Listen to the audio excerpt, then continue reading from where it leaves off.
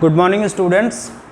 आज हम स्टार्ट कर रहे हैं बायोलॉजी क्लास 12 का पहला chapter reproduction in living organism.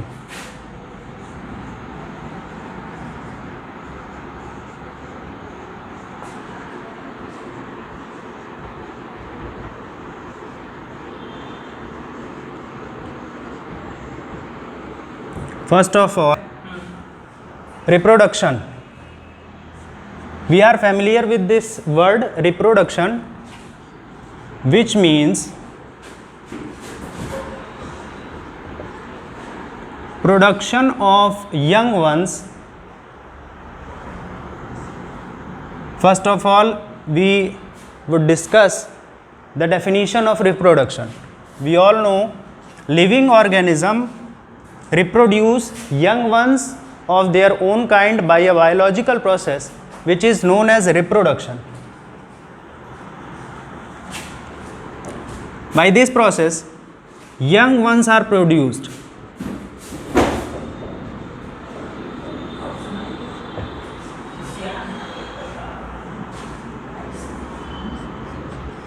It is a biological process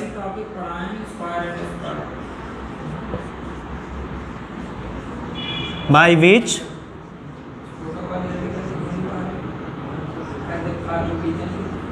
living organism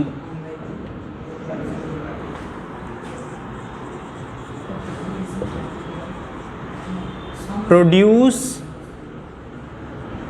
young ones of their own kind.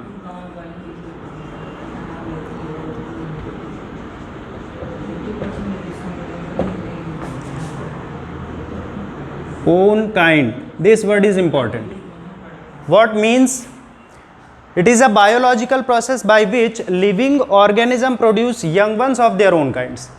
Own kinds, this word means कि animals और plants सभी ऑर्गेनिज्म अपने ही जैसे दिखने वाले यंग वंस को प्रोड्यूस करते हैं। अपने ही जैसे दिखने वाले, कुत्ते का बच्चा कुत्ता होगा, बिल्ली का जो बच्चा होगा वो बिल्ली होगा।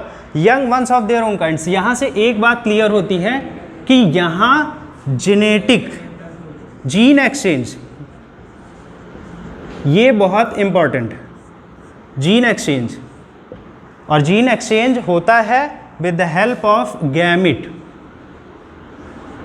But gamete are produced only in the case of sexual reproduction.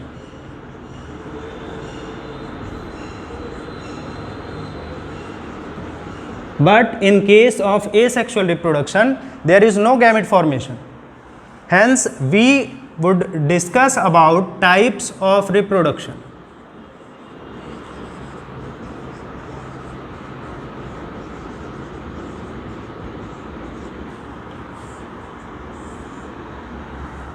Types of reproduction. There are basically two types of reproduction, sexual and asexual reproduction.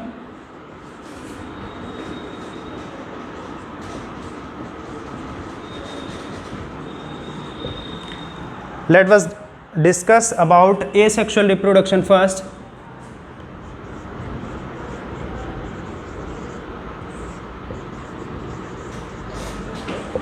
Asexual reproduction is the mode of reproduction in which only a single parent participates to produce young one. Let us write the definition first.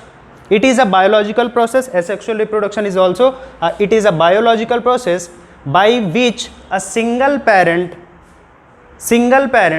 give rise to young ones of their own kind. Asexual reproduction में कोई भी organism uniparental means एक single parent ही new young ones को produce करेगा without the formation of gamete. यहाँ पर gamete का formation नहीं होगा। इसके लिए जो जीन एक्सचेंज है, अपने ही जैसे दिखने वाले ऑर्गेनिज्म को प्रोड्यूस कर रहा है, जीन एक्सचेंज यहाँ पे किसी गैमेट की हेल्प से नहीं होगा। Directly some part used in the production of young ones. Let us discuss this in detail.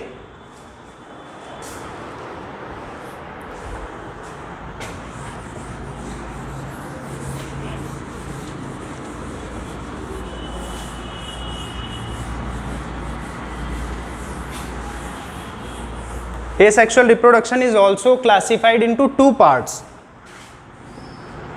Asexual reproduction is divided into two parts on the basis of complexity of organism. Organism की complexity के base पे इसको दो part में divide किया गया है. First part is unicellular organism and another part is plants. Plants also show asexual reproduction, means single plant can give rise to young ones. एक अकेला प्लांट भी नए प्लांट्स बना सकता है. एग्जाम्पल आप लोगों को बहुत पता होंगे, आपने देखा होगा घरों में गुलाब के पेड़ की ब्रांचेस कट करके हम लगाते हैं और नया प्लांट बन जाता है. वो प्रोसेस एसेक्सुअल रिप्रोडक्शन के अंदर आता है. तो यूनिसेलुलर ऑर्गेनिजम्स और लोअर ऑर्गेनिज्म, इनमें जो रिप्रोडक्शन की मेथड है एसेक्सुअल रिप्रोडक्शन की मेथड है. सबसे पहले उसको डिस्कस करेंगे. यूनिसेलुलर ऑर्गेनिज्म में सबसे पहली जो सबसे नॉर्मल मेथड है वो है fission. Fission means to break. Fission word means to break, and there are also some types under this topic like irregular fission,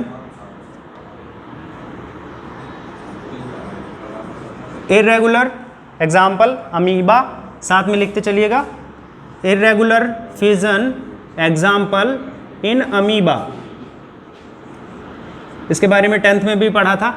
amoeba, reproduction in amoeba, asexual reproduction जब amoeba में होता है, we all know amoeba has no definite shape. This is amoeba, कुछ भी बना दो वो amoeba है. अमीबा में कोई डेफिनिट शेप नहीं होता. और अमीबा में asexual reproduction by the method of fission, binary fission होता है. बाइनरी फिजन में भी इरेगुलर, क्योंकि इसके टूटने, to break means to break, टूटना, और वहाँ पर टूटने के लिए इसकी बॉडी यही राइज होगा, डेवलप होगा और दो डॉटर सेल का फॉर्मेशन करेगा. बट यहाँ पर पहले कंस्ट्रिक्शन का फॉर्मेशन होगा. दिस इज कंस्ट्रिक्शन मीन्स एक आर्क बनने लगेगा, धीरे धीरे यहाँ पे ये आर्क बनेगा. और 11th में हमने पढ़ा हुआ है, दो टर्म यहाँ पे और आ जाते हैं, karyokinesis and cytokinesis. Karyokinesis and cytokinesis. Karyokinesis means division of nucleus. पहले न्यूक्लियस का डिवीजन होगा, then cytokinesis division of cytoplasm, cell का डिवीजन. दो स्टेप में होती है. First karyokinesis, remember this. Firstly nucleus का डिवीजन होगा, देन साइटोकाइनेसिस, साइटोप्लाज्म का डिवीजन होगा. और अमीबा की जो पेरेंटल सेल है वो डिवाइड हो जाएगी दो पार्ट में, step by step process. This is the division of nucleus and this is the constriction, and last step formation of two daughter nuclei और two daughter amoeboid. In this process there is no fixed plane. The division may occur from this plane, division may occur from this plane, division may occur from this plane. This is the reason why we call it as irregular binary fission.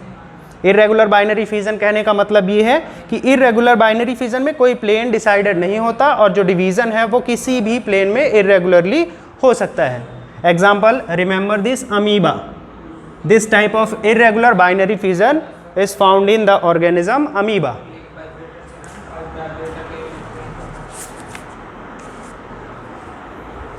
Then the second one is transverse binary fission. Transverse section आप लोगों ने बहुत cut किए हैं, transverse section को भी जानते हैं. फिजन में फर्स्ट हो गया irregular, A point B is transverse, transverse binary fission. Transverse binary fission, if an organism is like this, this is known as transverse section, TS we all say. तो transverse binary fission is found in planaria, example is planaria. Transverse binary fission, an organism looks like that is called planaria. It is divided into three parts: head, body and tail.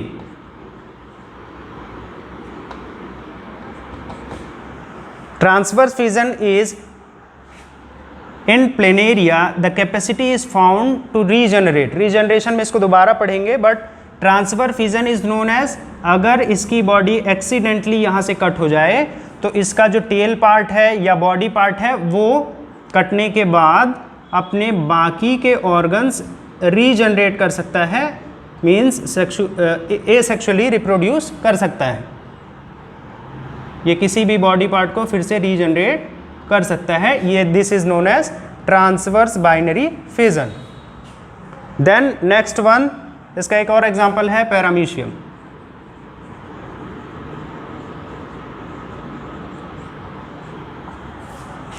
Okay,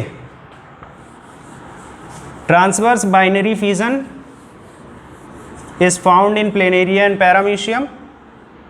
Then longitudinal binary fission. Longitudinal binary fission is found in Euglena. Euglena is the best example of longitudinal binary fission. Let us understand with the help of a diagram.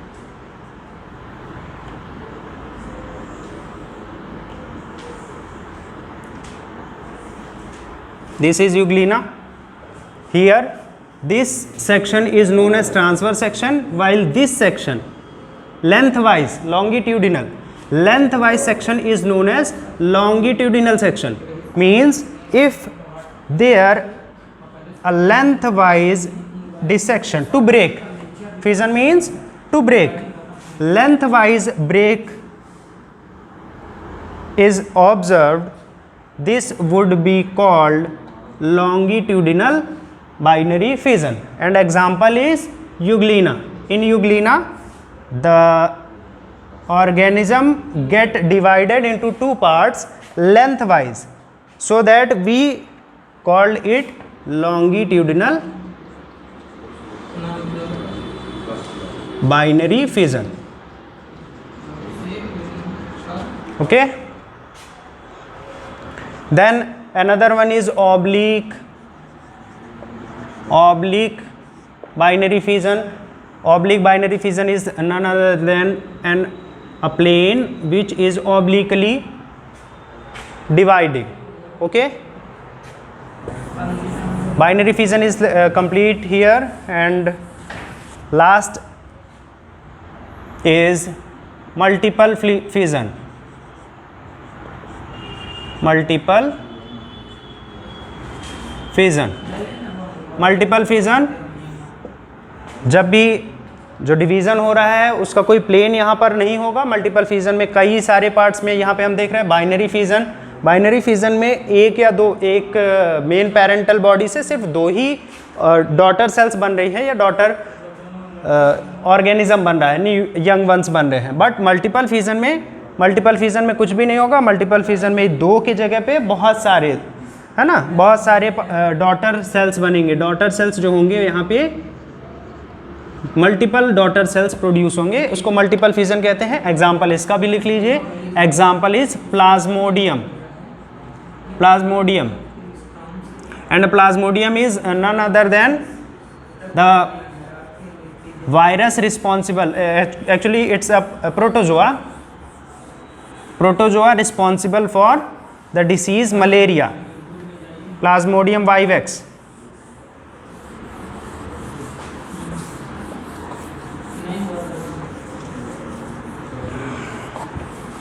Okay, in unicellular organism we have discussed binary fission.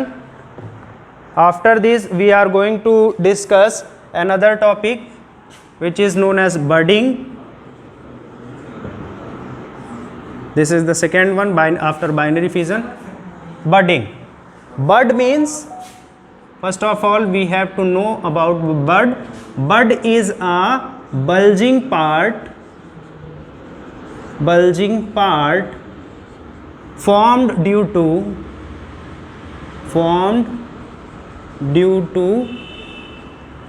repetitive division.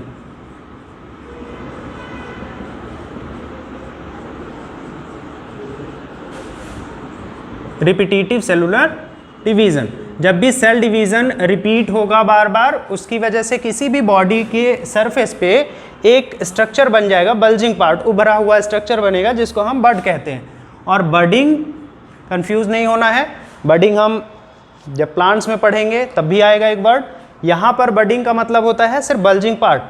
ठीक है. Budding example है इसका, सबसे best example है budding in hydra. Hydra is an lower organism जिसमें budding पाया जाता है, और बडिंग के थ्रू ये एसेक्सुअल टाइप का रिप्रोडक्शन शो करता है. और hydra, let us see with the help of a diagram. Hydra अगर आपने देखा हुआ है, समवॉट इस तरीके से दिखता है.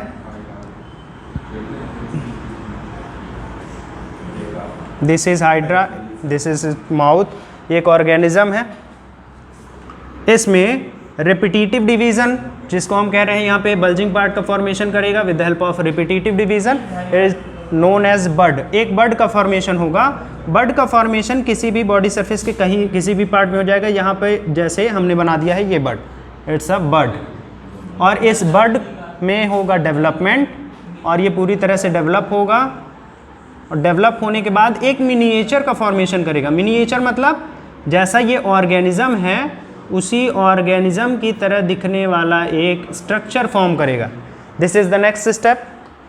After some time it will grow and form a miniature of its parent. Miniature means a model. It will grow all these parts, tentacles, this, and after some time it detach from its parental body and independently form new organism. After detaching from its parental body, it will grow and form new organism. This is the young one. Okay. Let us recall one again. This is the hydra. We are learning about budding. Bud means a bulging part which is formed due to the cellular division, repetitive cellular division. Here a bud is formed due to cellular division. Rapid cellular division give rise to the formation of a bud. This bud develops all the parts, body parts, and detach from the parental body to give rise to the young one. This is budding, and the best example of budding is hydra. Next is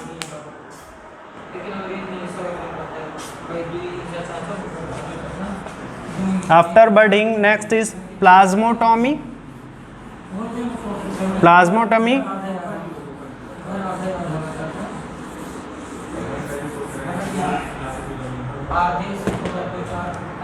third one is plasmotomy.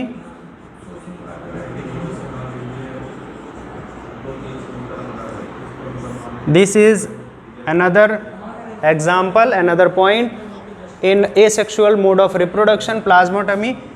Here it is found in multinucleate organism like Opelina. Example is Opelina. ठीक. What do you understand by multinucleate organism? Multinucleate organism generally are uninucleate. Uni means single, uninucleate means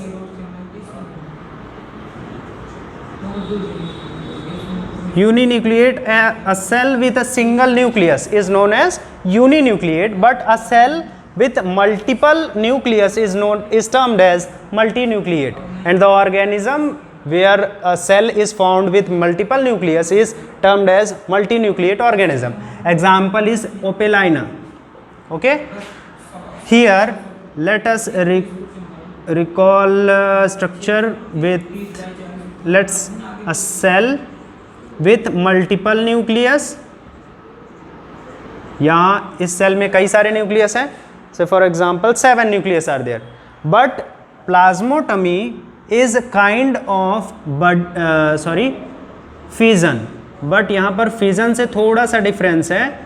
fission में directly division हो जाता था 2 part में और nucleus का भी division होता था. वहाँ पर क्या होता था, न्यूक्लियस बीच से डिवाइड होता था 2 पार्ट में, देन साइटोप्लाज्म भी डिवाइड हो जाता था और 2 डॉटर सेल बनती थी with a single nucleus. But here the difference is division होगा किसी भी प्लेन से. जैसे यहाँ पर डिवीज़न हो गया, एक सेल में 7 न्यूक्लियस हैं, ऐसा समझ लीजिए. एक सेल के पास 4 न्यूक्लियस रह जाएंगे, एक सेल के पास 3 न्यूक्लियस, 2 सेल बनी हैं. एक सेल के पास 4 न्यूक्लियस हैं और दूसरी सेल के पास सिर्फ 3 न्यूक्लियस है. ये एग्जांपल के लिए है, समझने के लिए कि अगर किसी ऑर्गेनिज्म में 7 न्यूक्लियस पाए जा रहे हैं बट उसमें डिवीज़न होने के बाद एक सेल के पास 4 ज़्यादा न्यूक्लियस, दूसरी के पास कम 3 न्यूक्लियस बच रहे हैं, ऐसे केस में नॉर्मल न्यूक्लियस नंबर, अगर 7 इसका नॉर्मल न्यूक्लियस नंबर है, उसको रिगेन करेगा. तो यहाँ पर 3 नए न्यूक्लियस का फॉर्मेशन होगा और यहाँ पर 4 नए न्यूक्लियस का फॉर्मेशन होगा. This process of fission is known as plasmotomy and it is found in Opalina. This is the example of plasmotomy. समझ में आ गया होगा. प्लाज्मोटमी में वो ऑर्गेनिज्म आते हैं जो मल्टी न्यूक्लिएट ऑर्गेनिज्म होते हैं. एक सेल में मल्टीपल न्यूक्लियस पाए जाते हैं, बट डिवीज़न के बाद ज़रूरी नहीं है कि न्यूक्लियस के नंबर दोनों में बराबर हों, लेकिन इनमें नॉर्मल न्यूक्लियस नंबर को रिटेन करना होता है और नॉर्मल न्यूक्लियस नंबर रिटेन करने के लिए इनको न्यू न्यूक्लियस का फॉर्मेशन भी करना होता है. इस नए न्यूक्लियस का फॉर्मेशन इन्हीं न्यूक्लियस के डिवीज़न से ही होगा. यहाँ पर जो पहले के न्यूक्लियस हैं 1 2 3 4, इन्हीं में से 3 नए न्यूक्लियस का फॉर्मेशन हो जाएगा. बाद में वो ग्रो करके नॉर्मल नंबर पे आ जाते हैं. जैसे इस ऑर्गेनिज्म में 7 न्यूक्लियस अगर हम कह रहे हैं तो वो 7 न्यूक्लियस रिटेन करना पड़ेगा. This process is known as plasmotomy and the example is ओपेलाइना.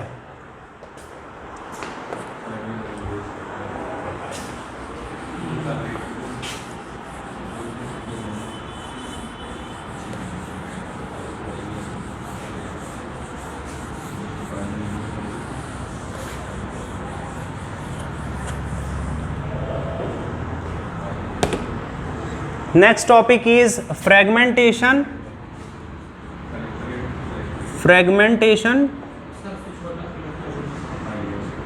And साथ में भी पढ़ सकते हैं, अलग से भी रख सकते हैं, रीजनरेशन.